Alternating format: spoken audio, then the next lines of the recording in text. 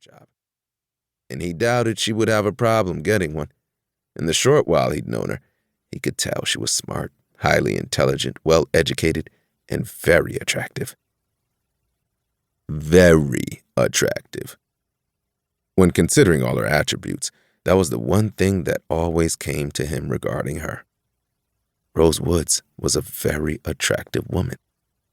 He suddenly felt a stirring in his gut when she looked over her coffee at him. As usual, he found himself tensely aware of her, something he'd never been crazy about, and tried like heck to downplay the physical attraction whenever the two of them were alone together. During the 3 weeks she'd been the girl's babysitter, their relationship had remained professional, even those few times she'd slept over because of bad weather. "I'm glad you could take the time to meet with me, Parnell. I know how busy you are." Her words interrupted his thoughts, and he took his own cup of coffee and moved over to the table to sit across from her. "No problem." After taking a sip of coffee, he asked, "So what have you decided?" She didn't say anything for a moment. She was nervous about something. He could sense it.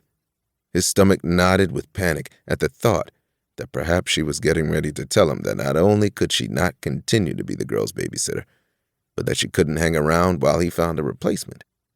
If that were the case, he didn't know what he would do. As building foreman for the Regency Corporation, he had an important responsibility in making sure they met contract deadlines. He would be forced to send the girls back to his parents. The thought of doing that killed him inside. He loved his daughters and wanted them with him. He needed them with him. With Becky gone, the girls were all that he had. He inhaled deeply, thinking, if Rose had bad news to deliver, she might as well get it out. Then he would somehow come up with a plan to deal with it. "Rose?" She placed her coffee cup down and met his gaze. "I have a proposal that I think would solve both of our problems." Parnell lifted a brow. He knew he had a problem, but hadn't known she had one. Switching his gaze from her to his coffee cup, he asked, "And what's your problem?" He could see out the corner of his eye how she shifted around in her chair and wondered again just what had her so nervous. He was about to ask her about it when she began talking. "My problem is that at 28, I don't know what I want to do in life. Granted, I've worked at the Denmark Group for a number of years, earning a good income, but now I'm not sure if I want to go back into the advertising field.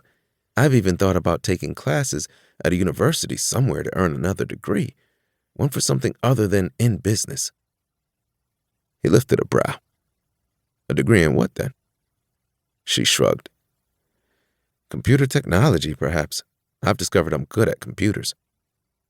He could believe that, since in just the short while she'd been there, she'd taught Joya and LaToya about them. It wasn't uncommon to come home from work and find them taking turns playing educational games on his personal computer. "So," he said slowly, "did you call this meeting to let me know that you've decided to leave Anchorage to go back to college somewhere?" "No.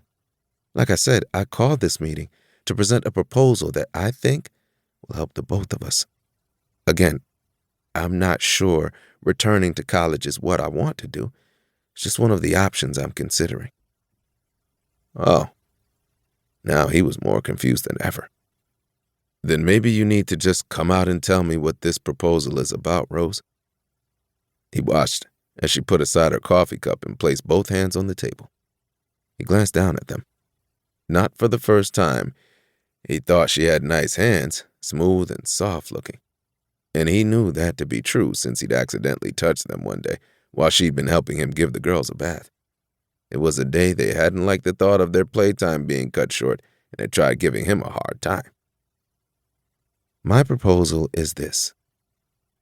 He moved his gaze from her hands back to her face and thought again it was very attractive. She had an oval face with shoulder-length dark brown hair and skin the color of cocoa. Then there was her perky nose and a set of full lips that blended in well with her other features. What he always found captivating was her eyes. They were light brown with beautiful long lashes covering them. But then her lips were pretty sexy too, he thought, shifting his gaze from her eyelashes to her mouth. And so, considering all of that,